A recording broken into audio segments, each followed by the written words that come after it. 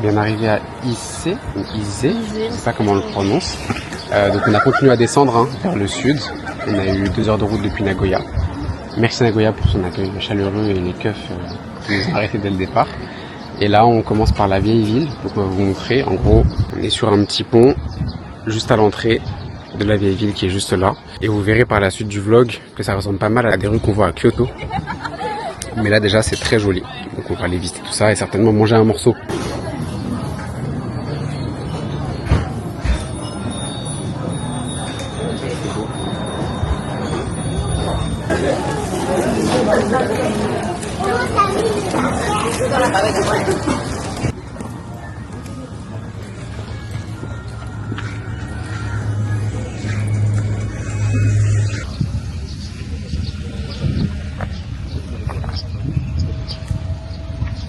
Ah, trop bien, trop bien. C'est ça qui est content.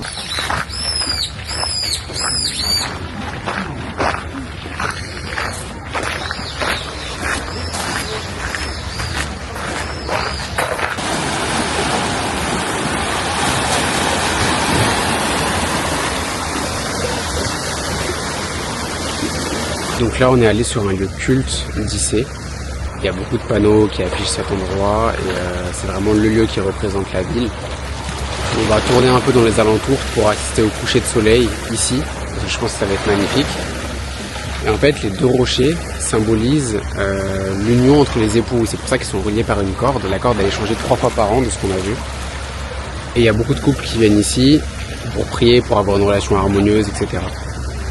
Donc c'est un lieu plein de symbolique, on va dire. Et très beau. Voilà, donc on va aller se balader. Il y a d'autres petites choses à faire dans le coin et on reviendra quand le soleil sera en train de se coucher, je pense.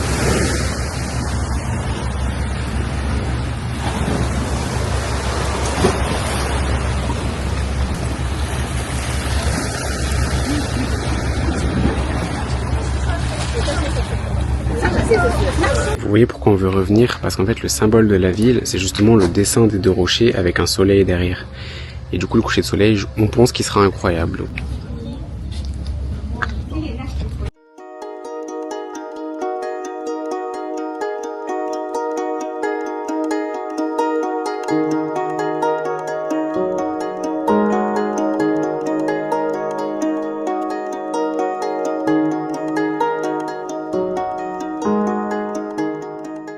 En fait là on est, c'était une auberge avant pour les gens qui venaient visiter les alentours, etc. Parce qu'en fait il y avait une route de pèlerinage et donc souvent ils étaient accueillis ici pendant plusieurs jours. Et même un empereur qui est passé ici quand il était enfant pour des vacances, etc. Donc c'est incroyable, franchement c'est trop beau.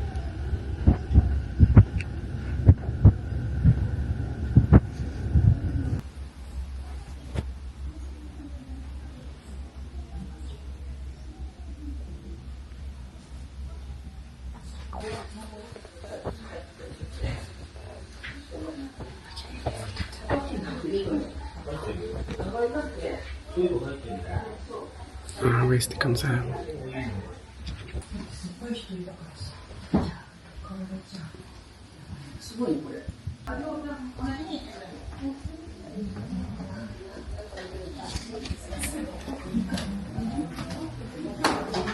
C'est l'heure de la petite pause.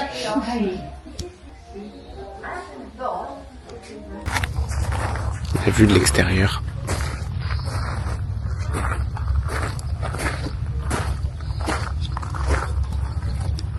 Et quand on en sort, on est vraiment en face de la mer. Bon, petit contre-coup pour la petite Luce. C'est moi qui conduis et c'est elle qui dort. Non mais c'est la meilleure celle-là. Là on a fait quand même pas mal de choses aujourd'hui depuis qu'on est arrivé.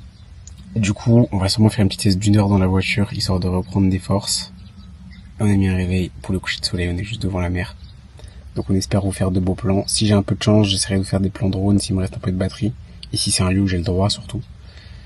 Bref. Bon, on a un peu le seum, enfin le seum, c'est un grand mot, parce qu'en fait de base on voulait que le soleil soit entre les 2 rochers, et en fait c'est que pendant une période de l'année, entre octobre et décembre, et pendant le solstice d'été, et on n'est pas encore dedans. Donc on va quand même essayer de prendre des beaux petits plans du soleil qui se couche tranquillement, et après on va aller manger parce qu'on a trop la table. De ouf.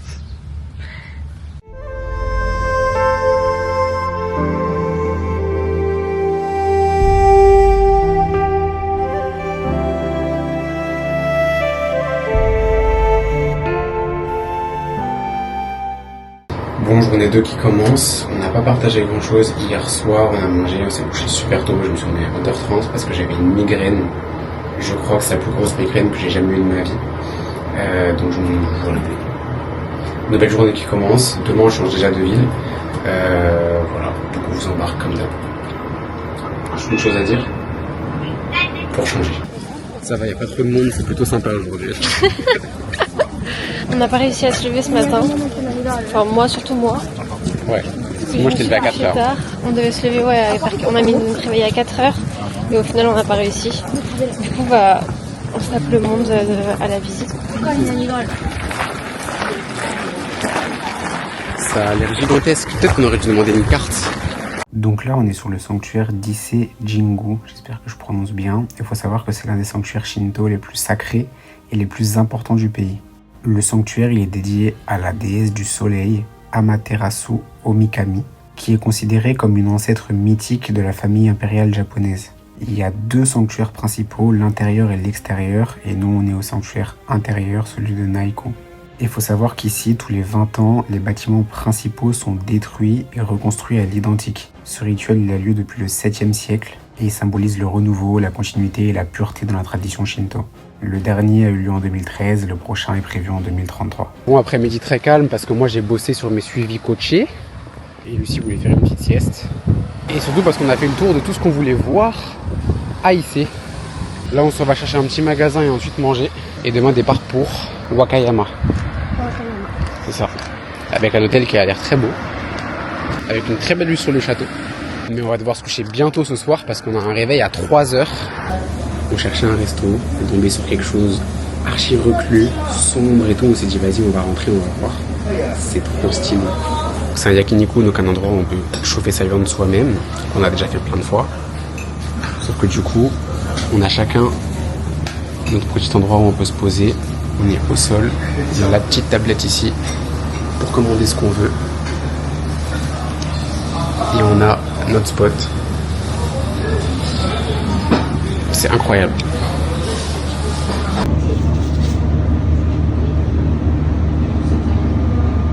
Je ne sais pas s'il y en a 2 qui prennent en vidéo. Mais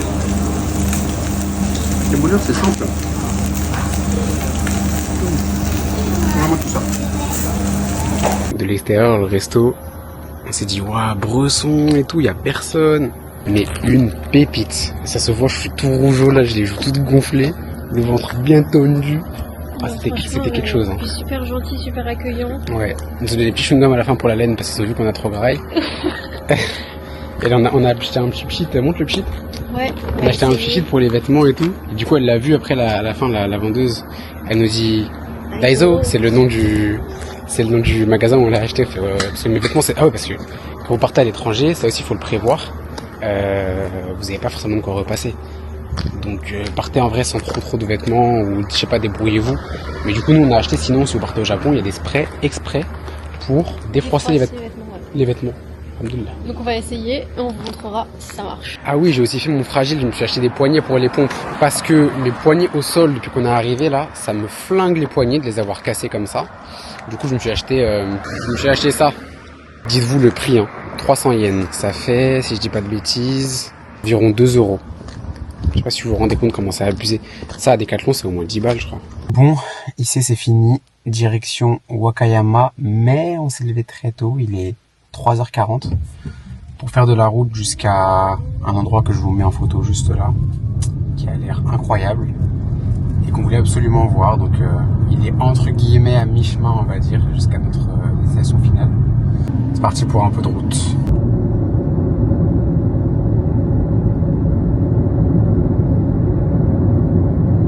Je prends le jus pendant que madame elle dort. Mais la route est tellement belle. Je suis en pleine montagne. Il y a les maisons traditionnelles japonaises à droite et à gauche. C'est vraiment super beau.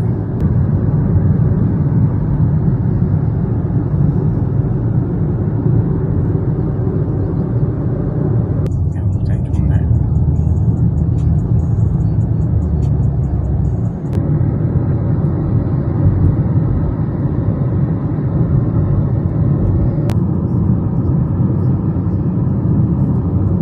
elle prend des forces, ce qu'on va voir normalement. Le gars du parking en plus est trop gentil, il nous a fait un petit plan avec des schémas pour nous montrer où est la voiture et tout ce qu'il y a à voir, la chute d'eau, les temples, etc. Parce que le chemin est pas ultra bien indiqué, donc voilà. On est là, en plein milieu de la nature. Il fait pas beau, mais malgré le mauvais temps, je pense que ça va être limite encore plus beau.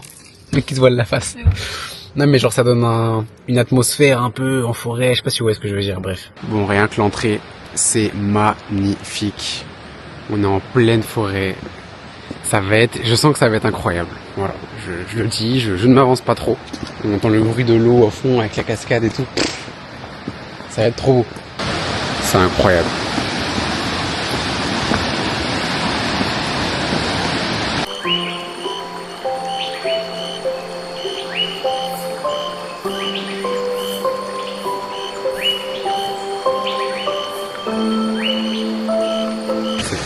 Je sais pas si... Incroyable. En fait, c'est compliqué pour nous de vous retransmettre l'ambiance qu'il y a à l'endroit où on est à l'instant T. Mais je pense que les images parlent d'elles-mêmes.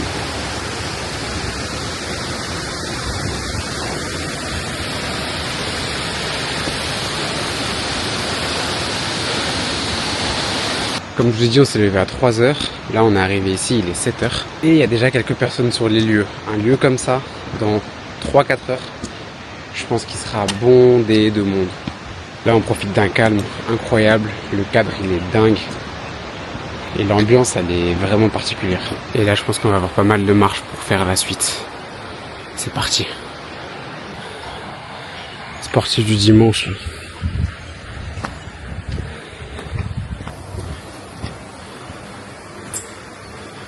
Voilà la raison principale pour laquelle on est venu.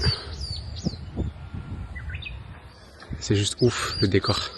Ça se passe de commentaires. Et encore, là on est au niveau de la pagode. Mais quand on va s'élever, la vue, on aura vu dessus normalement avec la fontaine derrière. La fontaine, la cascade, je suis un ouf moi. Trop beau. Et y a personne. À part un petit gars qui fait son petit vélo du matin. Elle est magnifique. C'est de toute beauté.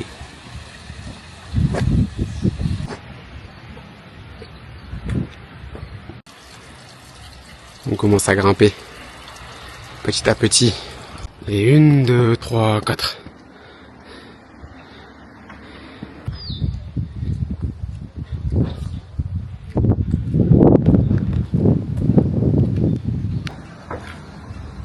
Waouh. L'arbre, il est magnifique. Et dire qu'il est à peine 8 heures.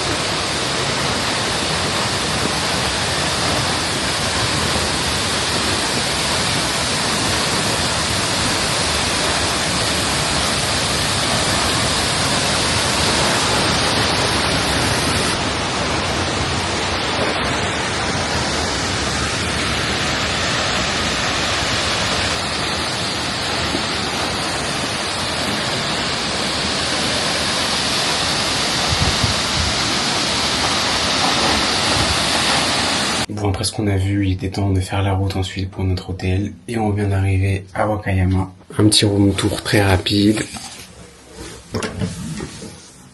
Voilà, hein, tout ce qu'il faut. Classique. Elle, c'est déjà l'heure de la sieste. Et la vue sur le château de Wakayama, qui est à 2 minutes à pied de la maison à peu près. Franchement, très cool. Le temps est pourri, mais très cool. Bon, on va se faire 1 heure de sieste parce qu'on est éteint. Et ensuite, on va aller se balader un peu, je pense. Nouvelle journée qui commence. Ce qui est mortel, c'est que dans notre tour d'hôtel, on a un Family Mart en bas. C'est comme les 7-Eleven, donc là on va se prendre des petits trucs à manger, des petits fruits et tout, parce que là je vous jure, le riz c'est trop. Moi je mange du riz tous les jours, je crois que je vais aux toilettes 1 fois toutes les 2 semaines. C'est aberrant. Donc là il faut faciliter le transit. Pensez-y, hein, dans vos diètes aussi, c'est important. Vous avez aussi des restos dans le hall de l'hôtel en gros. C'est vraiment stylé, c'est comme si on était, on dirait, on est aux 4 temps. Et là, le petit Family Mart. Ce qui est bien, c'est que du coup l'hôtel il est là. Le château il est juste derrière au fond là-bas. Bah de toute façon c'est la vue que je vous ai montré de l'hôtel. En fait, on est en plein centre-ville, je pense.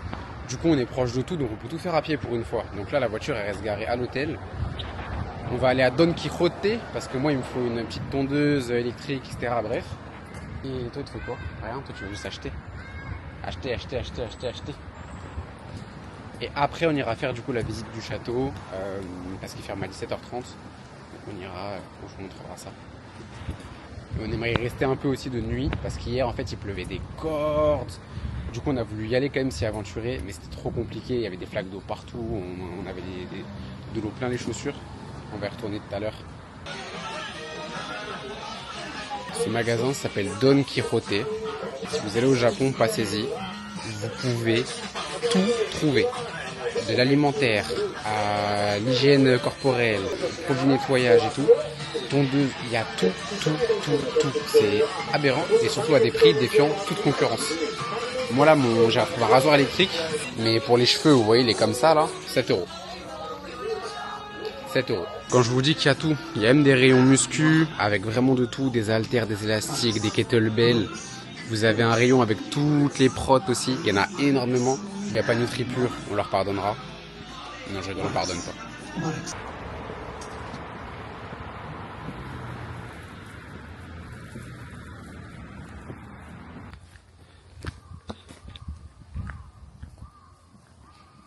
Bon, bah en vrai, ici, on a la même vue que dans la chambre. Hein. Sous un angle différent, c'est tout. Normalement, on peut encore y rentrer, donc on va y aller. Franchement, voyager à deux. Hein. Mais les jours où la personne avec qui vous voyagez, vous savez pas pourquoi, elle est de mauvaise humeur, c'est quelque chose. Hein. Tout ça parce qu'elle voulait acheter une couette d'ici, parce que j'avoue, les couettes ici, elles sont incroyables. Et que c'est un peu une galère à ramener, etc. Et du coup, elle est aigrie. C'est dingue.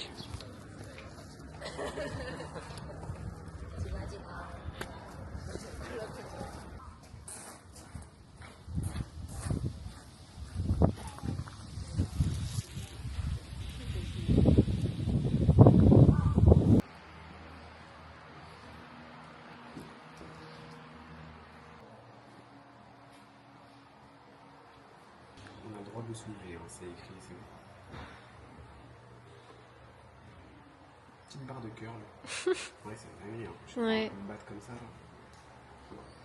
Incroyable. Elle fait 2 fois ma taille. C'est ouf.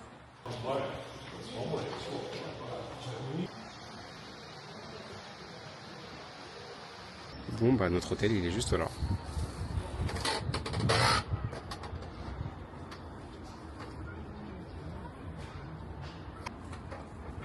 Incroyable.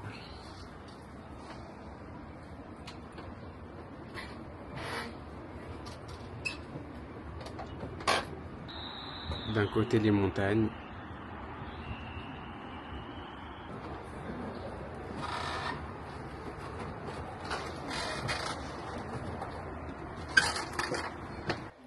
Incroyable. Une pompe à eau pour éteindre les incendies. Et ça c'était des parties du toit en fait qu'ils ont récupérées. Du coup c'est super intéressant, on pensait qu'en fait ce serait préservé comme c'était à l'époque à l'intérieur. Comme ce qu'on vous avait montré un peu au château de Nagoya. Mais du coup c'est aussi très intéressant parce qu'il y a plein de choses qu'on nous montre qui datent de l'époque et qui sont dingues. Bon, on approche de la fin du vlog, mais avant ça on voulait retourner au château de nuit parce que comme je vous l'ai dit c'est super beau. Donc let's go.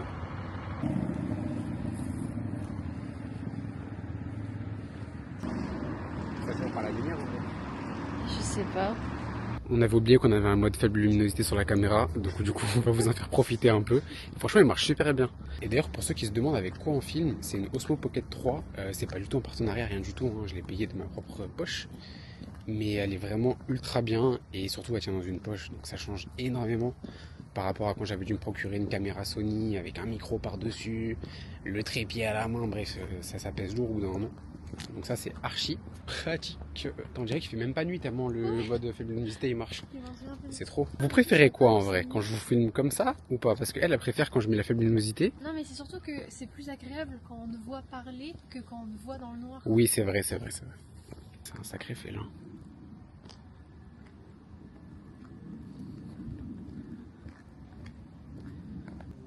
Je sais pas si on les voit bien, mais il y a des raccoons, je crois.